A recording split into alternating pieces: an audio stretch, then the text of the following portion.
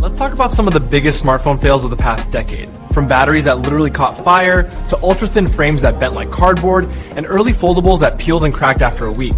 Plus overheating warnings stopping us in our tracks. All of it pushed companies to rethink materials and testing.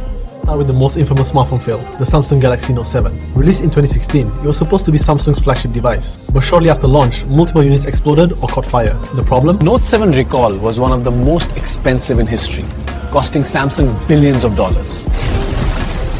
It's a stark reminder of how a single design flaw in the battery can escalate into a worldwide problem. Battery safety is one of the most critical aspects of smartphone design, and yet, even today, it remains a challenge as manufacturers push for faster charging, thinner devices, and higher capacity batteries. Other smartphones have faced similar, though less dramatic issues. Devices like the OnePlus 5 and some older Xiaomi phones occasionally reported overheating or battery swelling. While not as dangerous as explosions, these failures affected reliability and user trust. When users see a handset... All smartphone fails are about explosions.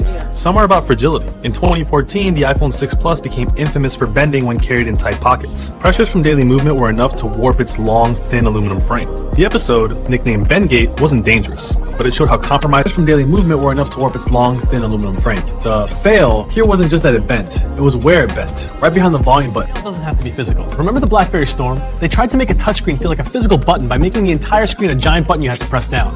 Every tap meant clicking the whole display like a mouse. It was slow, buggy, and physically exhausting to type on. That little click felt neat for about 2 minutes, then your thumb staged a protest. Sometimes the hardware is fine, but the logic is broken. Take the BlackBerry Storm. They tried to invent SurePress, a screen that was actually a physical button. It felt like typing on a wet sponge. It was a mechanical nightmare with a 100% failure rate because dust would get under the clicking screen and jam it. Then there's the Amazon Fire Phone. It had 4 cameras on the front just to track your head and make icons look 3D. It used massive amounts of battery and processing power for a feature that did nothing.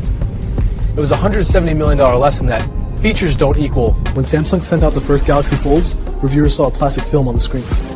Naturally, they tried to peel it off. Galaxy Fold first generation was the bravest failure in tech history. The hinge wasn't sealed. If you put your phone on a table with breadcrumbs, those crumbs could literally migrate under the screen. And because the OLED is made of plastic, not glass, those crumbs would create pimples that eventually shattered the pixels. Wild, right? We remember the explosions and the bends, but we often forget that these disasters are what make our current phones so boring.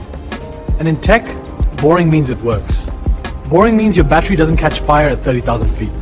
We pay for the failures of the past with the reliability. The deep dive document in the description with the full engineering reports on these phones. If you learned something, hit that sub button. I'm the Tech Explosives, and I'll see you in the next one.